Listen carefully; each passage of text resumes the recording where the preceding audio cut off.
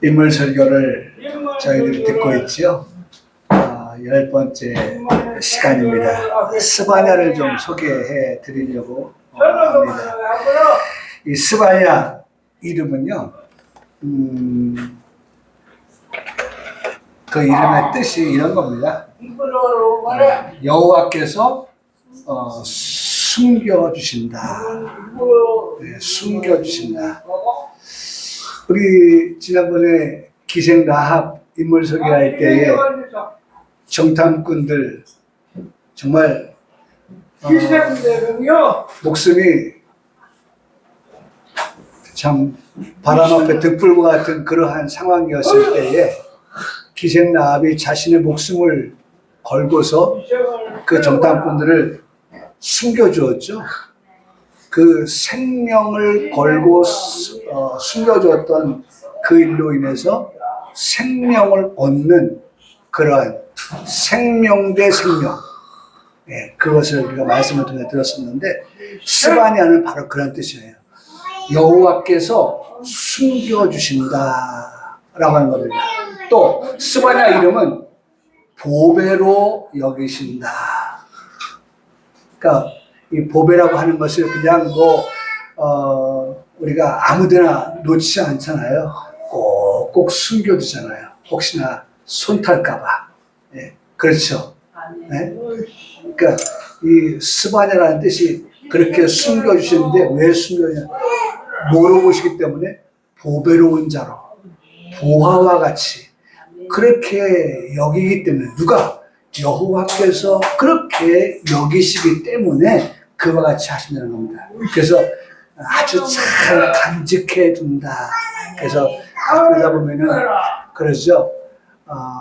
아들이 결혼할 때, 딸이 결혼할 때에 엄마가 불러놓고, 이거는 할머니 때부터 내려오는 엄마한테 주었던 건데 이거는 이제 너한테 물려준다 하면서 거의 간직해 두었다가 딸한테, 아들에게 주었던 그런 것들을 우리가 보죠. 그런 것도 우리가 저는 그런 거 해본 게 없어서 모르겠는데, 들어보니까 그렇게 한다고 하더라고요. 간직한다. 아주 보재기에 손수건에 잘 싸가지고, 정말 금고 같은데 간직해둔다든지 이런 의미입니다. 스바냐의 뜻이 보호하신다 라고 하는 뜻. 여러분, 그러니까 이 말씀을 듣는 우리는 어떤 생각을 가져야 돼요? 내가 누가 돼야 돼요? 스바냐가 돼야 됩니다. 하나님, 이 시대에 제 이름은 유동환이지만, 하나님, 제가 스바냐와 같은 자의 삶을 살기를 원합니다. 그렇게 될 때에 하나님께서 숨겨주시고, 하나님께서 정말 보배롭고 보화와 같이 여겨주시고, 간직하시고 보호하여 그러한 일들이 있겠다라고 성경은 우리에게 말씀해 주고 계십니다. 사실 스바냐는 유다 나라의 그 히스기야 왕의 현손이에요. 오늘 우리가 읽진 않았습니다만은 스바냐 1장 1절에 보면 아몬의 아들 유다 왕 요시야 시대에 스바냐에게 임한 여호와의 말씀입니다. 이 스바냐는 그 왕가의 친족이에요. 그러니까 그의 삶이라고 하는 것이 그렇게 참 힘들고 어려운 그런 삶은 없는, 그런 보장되어진 그런 삶을 살았던 인물 맞습니다. 그러면서도 불구하고 스바냐는 선지자, 스바냐 선지자이면서 또한 예언자로서의 그런 삶을 살았는데, 여러분, 이 시간 제가 예언자로서의 목사, 그러니까 제가 무슨 예언하는 것이 있어서 예언하는 게 아니라, 뭘 가지고 예언합니까? 하나님의 말씀을 가지고 대언하는 자로서의 예언을 제가 하려고 합니다. 중요한 겁니다. 목사의 설교는 지나간 과거를 가지고만 말씀하는 것이 아니라, 물론 과거도 말씀합니다. 그 과거는 뭡니까? 예수님 날 위해서 십자가에 죽으셨다고 하는 사실은 과거의 일입니다. 그러나 다시 오실 예수 그리스도에 관한 것은 그것은 미래에 관한 말씀입니다. 그것은 예언입니다. 그러니까 그 예언을 목사님이 강단에서 하나님 말씀 안에서 기록되어진 내용을 가지고 그 말씀을 선포할 때에 그 선포되어지는 말씀은 곧 예언입니다. 예언이에요. 어떤 일이 있겠다라고 하는 것이 성경에 기록되어져 있기 때문에 그것을 우리 성도들한테 나눌 때에 그것은 곧 예언의 말씀을 선포하는 것이다 라고 말씀을 드릴 수 있는 것입니다.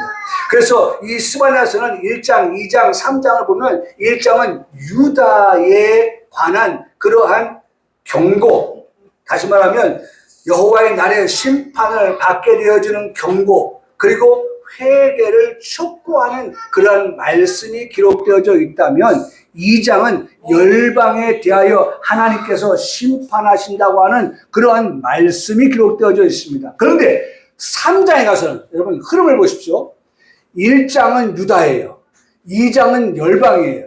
3장에 가서는 그렇게 심판하겠다, 회개하라 라고 말씀하시는 그 결론에 가서 3장은 뭘 말씀하시냐면 이런 말씀, 남은 자에 대하여서 회복하여 주시겠다라고 하는 선포의 말씀이 기록된 걸 볼 수 있어요.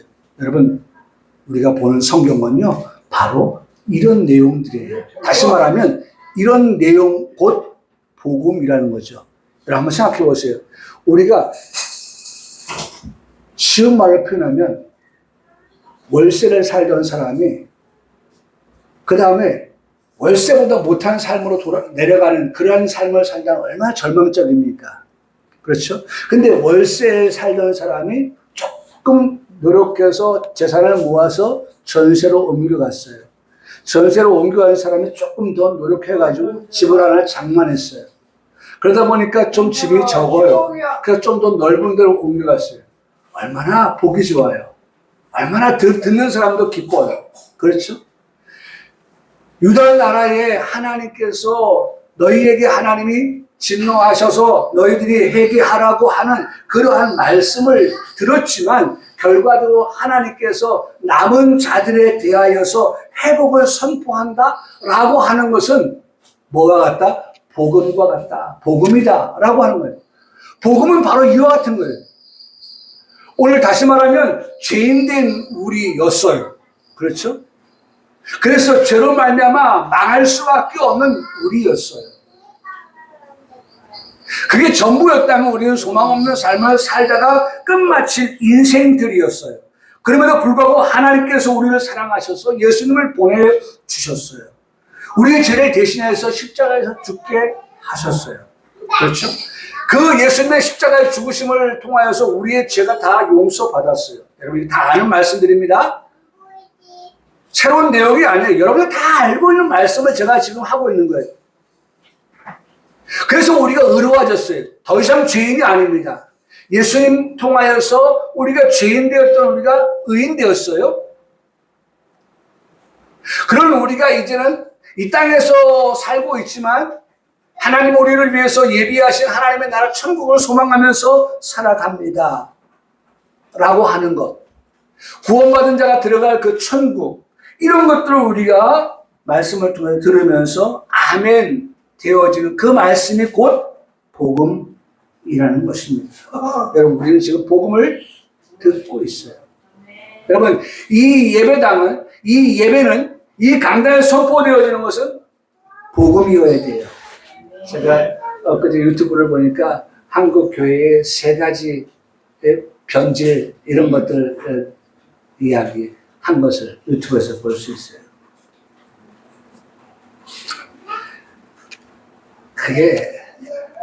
그걸 지적하려고 하는 것이 아니고 그게 우리가 사는 불완전한 세상의 모습이에요. 여러분 강단에 서 있는 목사님이 하나님이 아니잖아요. 그러니까는 불완전한 가운데에서 그런 어떤 문제점들이 발견되어질 수 있죠.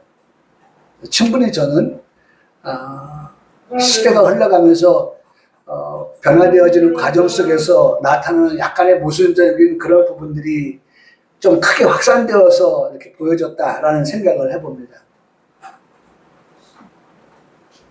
그러나 변질되어지지 않냐는 것은 이 강단에서 선포되어지는 복음이 있어야 한다는 것. 복음이 있어야 되는 것. 복음에 빠져버리고 그저 이 앞에서 율동을 하고 또 찬양을 하고 하는 것으로 끝나버리는 그런 것들, 또 무슨 어떤 행사를 갖는 것, 이런 것들로 끝나버리는 것, 이런 것들을 지적하고 있던데, 그런 것도 필요하죠. 그러나 가장 중요한 것은 교회는 뭐가 선포되어지는 것이에요? 하나님의 말씀인 복음이 선포되어지는 것이다. 그래서 오늘 예배를 드리는 우리는 바로 이 복음을 들어야 한다는 것입니다. 바로 그 복음이 뭡니까? 오늘 이거예요. 제목이죠. 여호와가 너희 가운데 계시니. 여호와가 너희 가운데 계시다라고 하는 이 조건이, 이 말씀이 우리에게 얼마나 위대한 말씀인가라고 하는 것을 오늘 듣기를 원하는 것입니다. 그래서 제가 다윗과 요나단이거든요. 다윗과 요나단. 이 찬양을 제가 좋아하는데 한번 들어보시죠.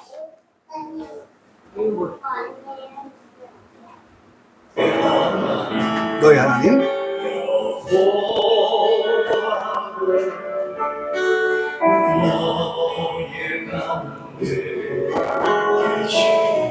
네, 오늘 너희 여호와가 너희 가운데 계시니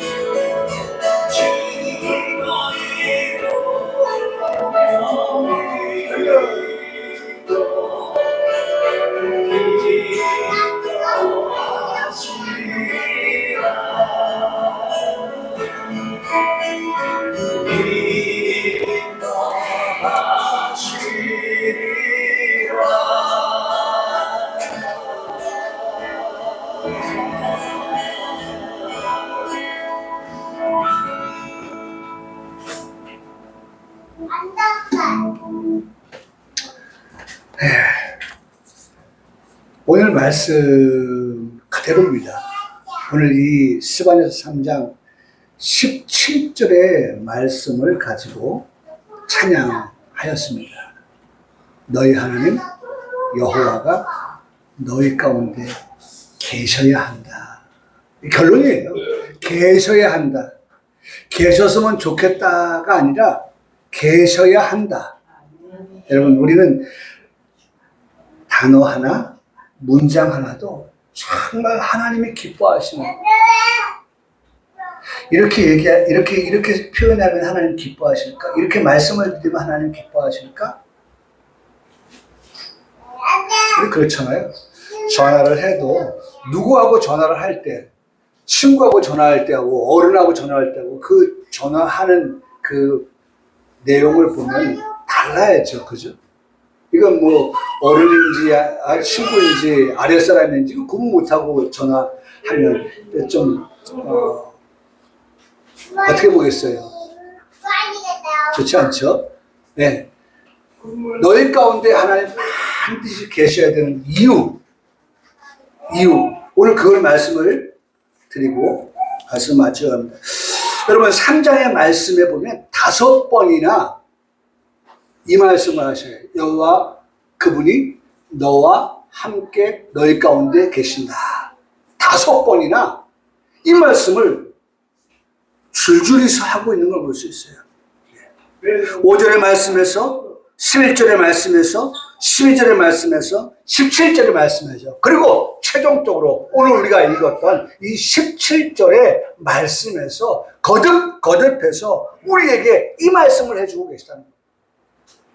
그렇다면 여러분 우리가 이 말씀을 이 한 주간에 정말 새기고 또 새기고 여호와가 너희 가운데 계시다. 우리가 어디에 있든지 간에 여호와가 너희 가운데 계시다. 저는 이 말씀을 준비하면서 오늘 아침도 이 말씀을 한번 좀 다시 한번 묵상을 해봤어요.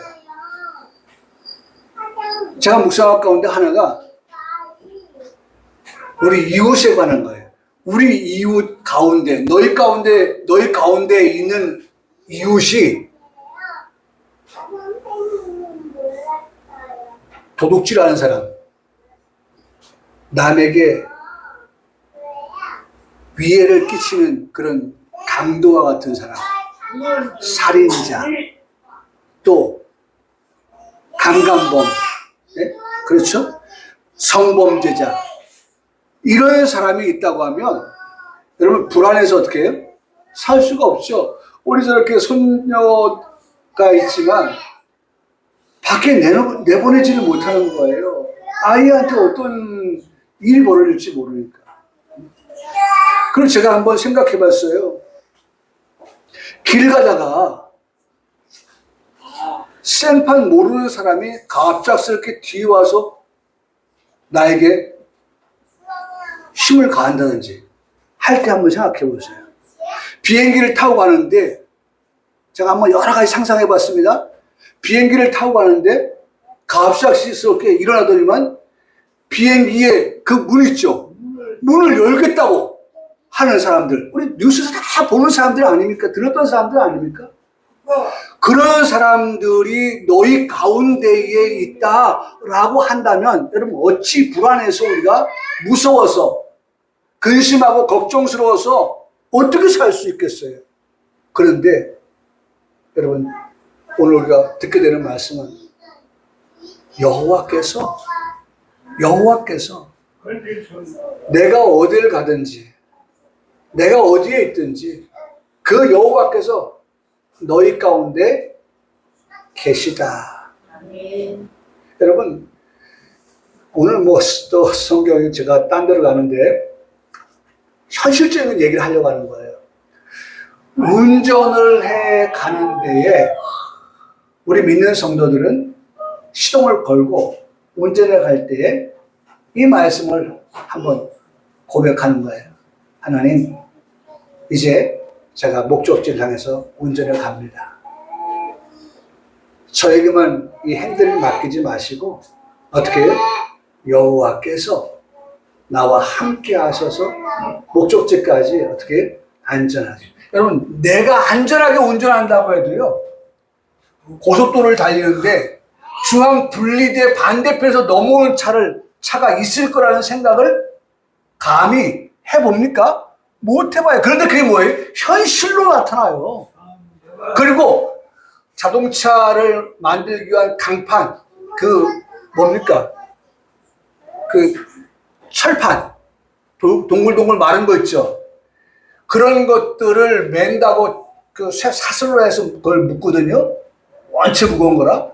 그것을 묶는데 어떤 경우에는 그것이 풀려가지고 뒤에 오는 차를 덮치는데 그 무게가 어마어마합니다. 그런 피해를 입을 수가 있는 거예요. 우리가 그냥 아무 생각 없이 살아가니까 그런 것들을 우리가 두려움도 없이 무서움도 없이 그냥 갑니다만은 사실 그런 것이 현실적으로 나에게 일어나지 않았을 뿐이지 그 현실이거든요. 그렇다고 볼 때에 우리는 하나님 앞에 항상 이런 마음, 여호와 하나님께서 너희 곧 나와 어떻게 해요? 너희 가운데 함께 계신다. 하나님 함께 해주세요. 라고 하는 그런 기도하는 성도의 모습. 여러분, 이게 우리의 모습이 되어야 된다는 거죠. 한번 제목 다시 한번 고백해 봅시다. 여호와가 너희 가운데 계시니. 하나님 우리 가운데 계십니다. 지금도 하나님은 이곳에 예비하는 우리 가운데 그 여호와가 너희 가운데 어떻게 해요? 계시다. 여러분, 우리들만 있는 게 아니에요. 이곳에 하나님이 계시지 아니한 예배는 그냥 우리들의 모임에 불과하죠. 중요한 건 항상 우리가 어디에 있든지 간에 하나님이 우리와 함께 하신다, 너희 가운데 계신다 라고 하는 것을 우리가 잊지 않아야 할 것입니다. 자, 오늘 우리가 시간이 많이 가서 이거 보세요. 내가 홍수를 땅에 일으킨다 라고 하는 말씀이 있죠. 홍수. 누구 생각납니까? 노아 때죠. 노아 때. 노아 때에도 여호와 그분이 함께 하시는 사람에게는 이 홍수로 인해서 죽음이라고 하는 것 어떻게 됐을까요? 피해가게 하셨어요. 스바냐가 뭐예요? 하나님이 숨겨주신다, 간수하신다, 부하와 같이 보배로운 자와 같이 여기신다. 여러분, 우리 이미 말씀 봤잖아요. 네? 여기 하나님은 숨겨주신다고. 홍수 때도 하나님이 방주를 예비하게 하셔서 어떻게 그 안에 들어가게 하심으로 홍수 물 심판을 어떻게 하셨어요? 피할 수 있도록 숨겨 주신다. 노아이지만 그 당시에 노아도 이름이 뭐예요? 스바냐예요. 제가 말씀드리죠. 스바냐 이름은 그냥 스바냐 한 사람의 이름이 아니라 노아 시대 때는 노아가 스바냐가 될 수 있는 것이고, 오늘 21세기에 살아가는 우리가 오늘 뭐가 돼요? 스바냐가 되어서 하나님께서 심판하실 때에, 위험이 있을 때에 반드시 숨겨주시는 그와 같은 자들. 그 말씀. 노아 홍수 때 그런 일이 반드시 있었어요. 멸절되었을 때, 죽음이 있을 때에 하나님은 노아와 그의 가족들. 그래서 우리 교회는 가족구원을 자꾸 말씀하시는 것이, 가족구원을 너무 중요한 거예요. 그렇잖아요? 노아를 말씀을 드리면 항상 비교해서 누가 나와야 돼요? 롯이 나오는 거예요. 노아의 가정은 8식구가 다 구원받았지만 롯의 가정은 아내가 소금기둥에 되어주고 사위가 그 소돔과 고모라의 불심판을 당할 때에 살아남지 못하는 그러한 일들로 인해서 겨우 남은 사람이 뭐예요? 3사람. 롯과 그 다음에 딸 2. 네? 그거밖에 남지 않았어요. 그러면 얼마나 그 가슴 아픈 일입니까? 아내가 생각나고, 그렇죠? 사위가 생각이 나고, 그러면서 껄껄대고 안타까워서. 근데 노아의 가정을 보세요. 옆에 누가 있어요? 아내가 있어요. 옆에 누가 있어요? 아들 3이 있어요. 옆에 누가 있어요? 며느리 3이 다 있는 거예요. 다 있어. 여러분 항상 기억하세요. 여호와 그분이 너희 가운데 계심으로 인하여서 얻게 되어지는 그 구원, 심판과 멸망 가운데서 얻게 되어지는 그 구원은 바로 노아의 가정과 같은 그러한 복을 받은 자가 되어야 한다라고 하는 것을 우리에게 말씀해 주고 있어요. 그래서 그런 자들이 다 천국에 들어가면, 오늘 말씀이 그거잖아요. 천국에 들어가면 뭐 하게 돼요? 노래를 부른다. 노래를 부른다. 예? 여러분 14절의 말씀 보십시오. 시온에 따라 뭐 할지어다? 노래할지어다. 이스라엘아 노래하는데 어떤 노래예요? 예? 기쁜 노래를 부르라는 거예요. 예? 여러분 노래 가운데도요. 예? 우리 옛날에 노래는 예? 그런 노래 불렀죠. 예? 심리도 못 가서 발병 난다고요? 그 기뻐서 부른 노래예요? 즐거워서 부른 노래예요? 한이 맺힌 노래예요. 그거는 한이 맺힌 노래. 근데 지금 이 14절의 말씀 어떤 말씀이에요? 노래를 부르는데 그 노래는 무슨 노래다? 기쁨의 노래이고 그 노래는 어떤 노래다? 즐거움의 노래다. 여러분 수위가 점점 올라가요. 어떻게 말씀하고 있습니까? 예? 기쁘게 부를지어다 예루살렘에 따라 전심으로 기뻐하며 즐거워 노래하라. 그렇게 말씀하고 있는 걸 봐요. 여러분 참 예? 노래하라. 기뻐서 노래하라. 전심으로 기뻐서 즐거워서 노래하라. 이게 복음이라니까요. 이게 복음이에요. 예? 점점 세게. 예? 그 노래에 보면은 예? 점점 약하게. 점점 세게. 여러분 하나님의 역사는 점점 우리에게 기쁨과 그 기쁨이 어떤 정점에 이르면 더 기뻐서 즐거워 노래하게 된다는 말씀들을 하고 있습니다. 고통하고 절규하고 괴로워서 눈물을 흘리면서 부르는 그러한 노래를 부르라고 우리에게 말씀하고 계시지 않다는 것입니다. 무엇 때문입니까? 무엇 때문에? 여기 보면 15절의 말씀을 보니까 이유가 있어요. 노래를 부르는데 그 노래에 부르는 이유가 있어요. 무엇 때문입니까? 15절에 여호와 내 형벌을 어떻게 하셨다? 제거하셨다. 할렐루야. 네. 여러분 우리가 형벌을 받는 걸 왜 받아요? 죄 때문에 받는 거예요. 네? 이 사람이 죄를 졌기 때문에 판사 앞에 가서 이 사람 죄 진 것에 대해서 어떻게 해요? 형벌을 내리는 거예요. 판결을 내리는 거예요. 이 사람 6개월, 이 사람 1년, 이 사람 7년, 이 사람 몇 년. 형벌은 바로 죄 때문에 받게 되는 건데 우리는 죄 때문에 어떻게 해요? 형벌을 받아 마땅한 자였지만 어떻게 됐습니까? 우리의 죄가 다 어떻게 했어요? 용서받았잖아요. 형벌이 제거되었다. 그래서 기뻐서 노래한다는 거예요. 우리는 예수님 통해서 우리의 죄가 다 씻음받았습니다. 용서받았어요. 그 말씀이 그래서 이스라엘 왕 여호와가 너희 가운데 계시니 다시는 너희가 화를 당할까 두려워하지 않아도 된다. 16절 가서는 두려워하지도 말아라. 내 손을 늘어뜨리지도 말아라. 그렇게 말씀하고 있어요. 그렇게 할 이유가 필요가 없다. 왜? 마지막 결론입니다. 17절 너희 하나님 여호와가 너희 가운데 계시니 그는 우리에게 뭐 하실 분이에요? 형벌을 내리실 분이 아니라 그분은 우리를 어떻게 구원을 베푸실 전능자가 되신다. 네.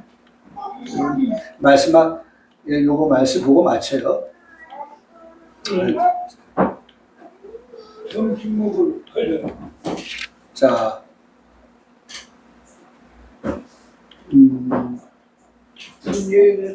여긴가요? 자 보세요.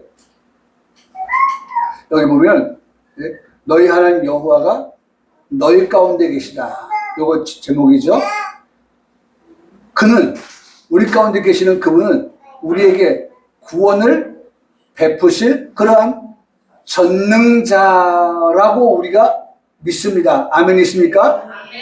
그분은 우리에게 충분히 전능자 그분은 우리에게 충분히 구원을 베푸실 분이시다 라고 하는 것을 믿어요. 여러분 우리가 정말 큰 죄를 지었다 할지라도 죄 없음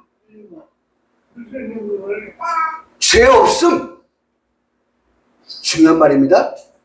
판사가 법적으로 땅 때릴 때 죄 없음.